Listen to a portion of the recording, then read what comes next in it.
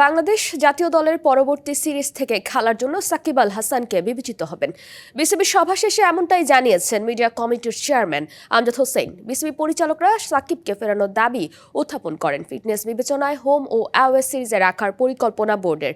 এদিকে আইসিসি বাংলাদেশকে বাদ দেওয়ার সিদ্ধান্ত মেনে নিয়েছে বিসিবি। সাকিব আল হাসানের জন্য বাংলাদেশ জাতীয় দলের দরজা খোলা। দল নির্বাচনের সময় নির্বাচকদের বিবেচনায় থাকবেন টাইগার অলরাউন্ডার। চমকে দেওয়ার মতো খবর দিল বিসিবি। ক্রিকেট বোর্ডের পরিচালনা পর্ষদের প্রায় 7 ঘন্টার ম্যারাথন সভা শেষে সংবাদ সম্মেলনে হুট করে আসে সাকিব প্রসঙ্গ। সাবেক অধিনায়ককে জাতীয় দলে ফেরানোর চিন্তা করছে বিসিবি। বোর্ড সর্বসম্মতিক্রমে সিদ্ধান্ত গ্রহণ করেছে যে যদি বেসড অন সাকিব আল হাসানের অ্যাভেইলেবিলিটি, ফিটনেস এবং এক্সেসিবিলিটি প্লাস হচ্ছে যেইখানে খেলা হবে ভেন্যুতে ওখানে যদি প্রেজেন্ট থাকার মতো ক্যাপাসিটি থাকে, অবশ্যই বোর্ড বা সিলেকশন প্যানেল সাকিব আল হাসানকে পরবর্তীতে সিলেকশনের জন্য বিবেচনা করবে। রাজনৈতিক কারণে দেশান্তরী সাকিব অতীতে দেশের হয়ে খেলতে চাইলেও সেটা সম্ভব হয়নি। আকস্মিক সাকিবকে ফেরাতে বিসিবি পরিচালকদের উদ্যোগ। এ নিয়ে আলোচনা হবে সরকার পর্যায়ে। ওকে, থ্যাংক ইউ। আমি বুঝতে পারছি সাকিব সংসদ সদস্য হওয়ারই বাংলাদেশ দলের প্লেয়ার ছিল এবং বাংলাদেশে অনেক জয়ের সাক্ষী ছিল। বাংলাদেশের রেকর্ড বুকে সাকিবের নাম স্বর্ণাক্ষরে লেখা থাকবে।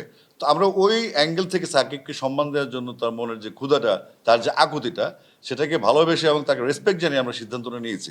এটার সাথে সরকার সাথে ডিলটা করবে, আমাদের বিসিবি বস বলবে যে আমাদের এটা সিদ্ধান্ত হয়েছে বোর্ডে, আমরা সাকিবের সিকিউরিটির জন্য আমরা সাকিবের খেলার জন্য আমরা খেলাতে চাই। শিয়া বাটার ও ভিটামিনে সমৃদ্ধ লিলি বিউটি সোপ, তারুণ্যময় উজ্জ্বল ত্বকের জন্য। রিমার্ক। আসন্ন বিশ্বকাপে খেলা হচ্ছে না বাংলাদেশের। আইসিসির সিদ্ধান্ত মেনে নিয়েছে বিসিবি। পরবর্তীতে কোনো আইনি লড়াইও চালিয়ে যাওয়ার পরিকল্পনা নেই বোর্ডের। টালমাটাল অবস্থায় এই ইস্যুকে ধামাচাপা দিতে আলোচনায় সাকিব প্রসঙ্গ। বিসিবির ব্যাখ্যা কি? একটা পতিত সরকারের অনেক লোকজন ওখানে আছে, যেটা একটা স্যাবোটাজ হতে পারে, একটা অ্যাসল্ট হতে পারে, যেটা আমাদের যে কোনো এই গভর্নমেন্টের বয়সে কত বেশি দিন নেই, ইলেকশন হলে তারা শেষ। তো সুতরাং তারাও নিশ্চয়ই ওই মুহূর্তে এই ঝুঁকি নিতে চাচ্ছে না।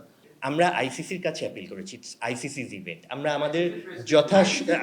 আমাদের যথাসম্ভব চেষ্টা আমরা করেছি, বাট আইসিসির বোর্ডের প্রতি আমরা অবশ্যই শ্রদ্ধাশীল। তারা বোর্ডের মেজরিটি ডিসাইড করেছেন যে স্থানান্তর করা যাবে না। তারপর আমরা আমাদের মতো ট্রাই করেছি, রিকোয়েস্ট করেছি, যেহেতু তারা করবে না বা চাচ্ছে না, তো সেক্ষেত্রে আমাদের কিছু করার নেই। ফিক্সিং এর সন্দেহে থাকা পরিচালক মোখলেসুর রহমান শামীমের বিষয়টি তদন্ত করছে বিসিবির অ্যান্টি করাপশন ইউনিট। এছাড়া অনূর্ধ্ব 19 দল ও নারী বিশ্বকাপে বাংলাদেশের পারফরম্যান্স ও বিপিএল এর মূল্যায়ন নিয়ে আলোচনা হয়েছে বিসিবি সভায়। Muhammad Nazim, DBC news, Dhaka.